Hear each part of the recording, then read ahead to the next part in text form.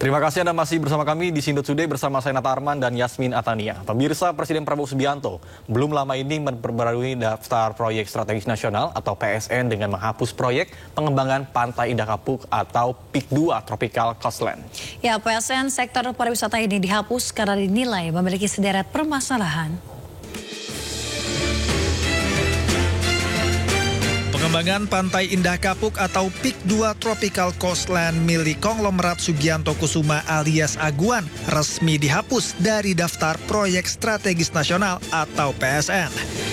Proyek ini dihapus Presiden Prabowo setelah sebelumnya ditetapkan oleh Presiden ke-7 RI Joko Widodo. Keputusan ini tertuang dalam Peraturan Menteri Koordinator Bidang Perekonomian Nomor 16 Tahun 2025 yang merupakan perubahan ke-8 atas Peraturan Menteri Koordinator Bidang Perekonomian Nomor 7 Tahun 2021 tentang perubahan daftar proyek strategis nasional.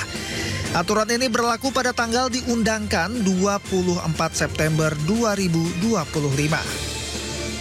Sebelumnya penetapan PIK 2 Tropical Coastland oleh pemerintah sebagai proyek strategis nasional dilakukan usai rapat kabinet dengan Presiden Joko Widodo pada 18 Maret 2024.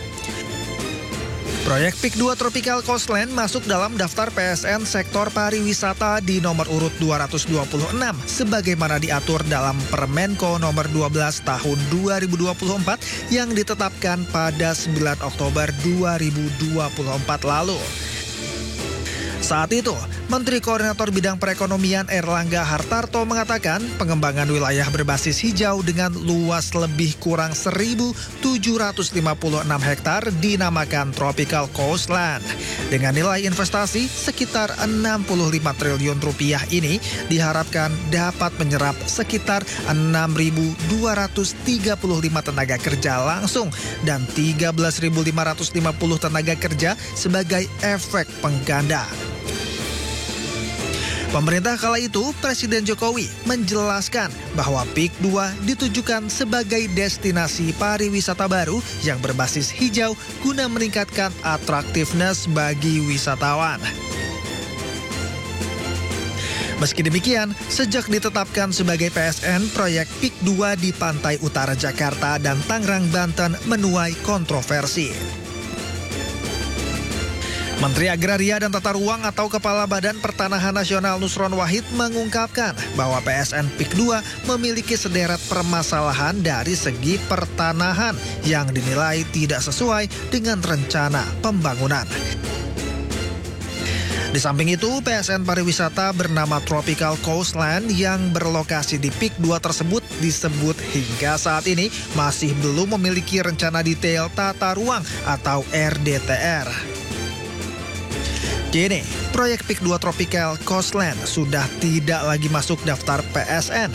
Dengan demikian, proyek tersebut tidak lagi mendapatkan kemudahan perizinan dan fasilitas seperti PSN pada umumnya. Namun, proyeknya tetap bisa dilanjutkan. Tim Liputan, iNews melaporkan.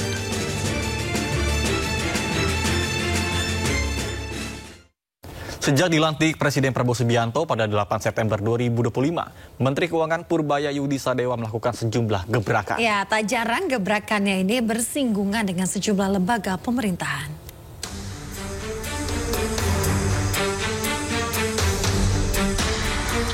Berikut kebijakan Menteri Keuangan Purbaya Yudi Sadewa yang dijuluki masyarakat sebagai Menteri Koboy. Pertama, pindahkan dana SAL 200 triliun rupiah dari BI ke bank-bank himbara. Gebrakan Purbaya ini memindahkan dana saldo anggaran lebih atau SAL negara yang selama ini ditempatkan di Bank Indonesia ke sistem perbankan dalam negeri. Dana 200 triliun rupiah ditempatkan di 5 bank milik pemerintah dalam bentuk deposito on call mulai 12 September lalu. Kebijakan diatur dalam Keputusan Menteri Keuangan Nomor 276 Tahun 2025 dengan proporsi 55 triliun rupiah ke Bank Mandiri, BRI, dan BNI. Kemudian 25 triliun rupiah ke BTN dan 10 triliun rupiah untuk BSI. Kedua, perangi rokok ilegal. Sejumlah operator e-commerce dipanggil untuk memastikan mereka melarang penjualan rokok ilegal di platform masing-masing.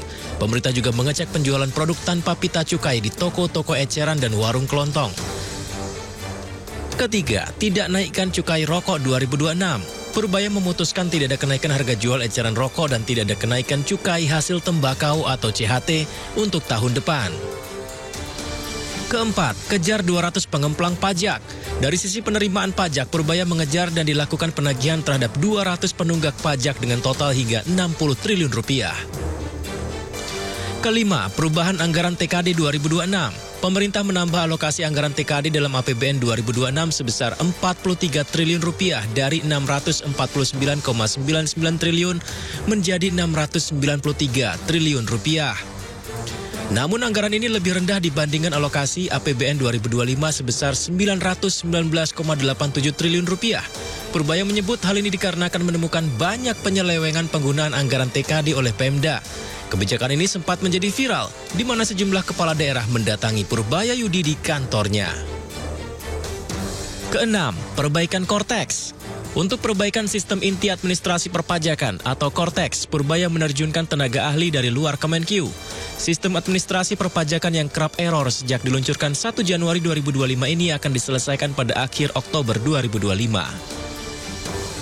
7. Buka layanan Lapor Pak Purbaya di nomor WhatsApp 0822 4040 6600. Pelaporan terkait masalah yang ditemukan selama menggunakan layanan Direktorat Jenderal Pajak serta Ditjen Bea dan Cukai. Sejumlah sikap dan kebijakan viral juga kerap dimunculkan Purbaya. Salah satunya mengenai upaya pelunasan utang kereta cepat Jakarta-Bandung Wus. Beberapa kali ia menemui Danantara, di mana upaya ini jangan sampai membebani APBN. Bahkan polemik ini juga ditanggapi oleh Luhut Binsar Panjaitan. Dan yang terbaru adalah banyaknya dana daerah yang mengendap di bank. Disinggung Menteri Keuangan Purbaya Yudi Sadewa dalam rapat pengendalian inflasi tahun 2025 di kantor Kemendagri Jakarta. Purbaya menyebut realisasi belanja yang lebih lambat membuat dana daerah menumpuk di perbankan hingga 234 triliun rupiah di bank. Pernyataan ini membuat sejumlah kepala daerah kalang kabut berlomba-lomba memberikan klarifikasi. Bahkan Gubernur Jawa Barat Deddy Mulyadi rela melakukan pengecekan ke Bank Jabar, Kementerian Keuangan, dan Kemendagri. Lantas, akan bertahan hingga berapa lama lagi taring seorang Menteri Keuangan Purbaya Yudi Sadewa? Dan benarkah ini akan berpengaruh terhadap kesejahteraan masyarakat Indonesia? Pemirsa, Menteri Keuangan Purbaya Yudi Sadewa memberikan laporan terkait dengan perkembangan terkini perbaikan Kortex seperti yang sudah dijanjikan. Menteri Keuangan Purbaya Yudi Sadewa mengatakan kendala pada Kortex Administration System tidak bisa diselesaikan dalam waktu singkat.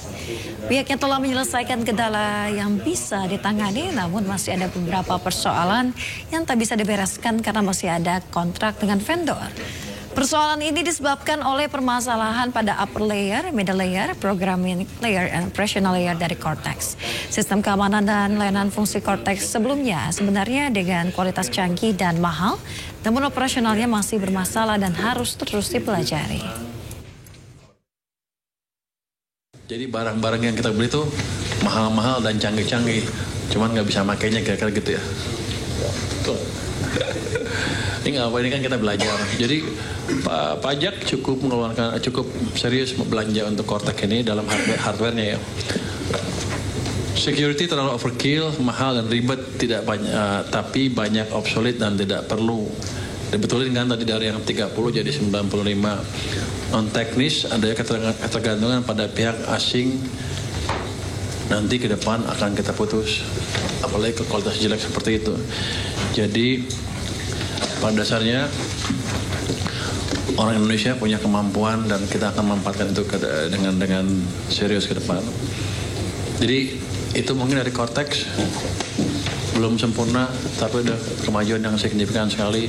Saya yakin begitu kodenya dikasih ke kita dan kita bisa rubah sendiri, itu akan cepat diberesin. Gagal produknya, tapi untung produknya itu bukan yang vital, yang sampingan lah, sampingan lain-lain itu.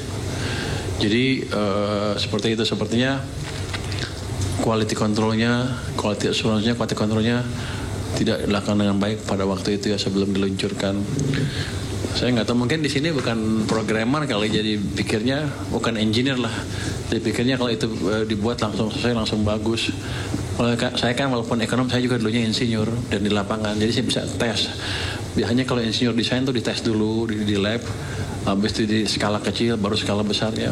Dari situ kita terdeteksi kesalahan-kesalahan yang mungkin terjadi. Apalagi software itu kalau buat nggak pernah sekaligus jalan semua. Anda lihat Windows 1, 2, 3 sampai sekarang kan, Windows 11, 12 sekarang. Windows berapa?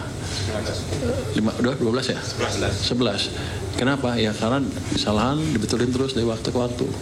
Jadi pembuatan software itu seperti itu memang. Cuma harusnya pada waktu launch sudah minimum salahnya.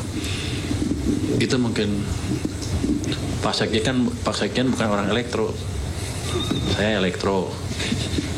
Tahu dikit lah.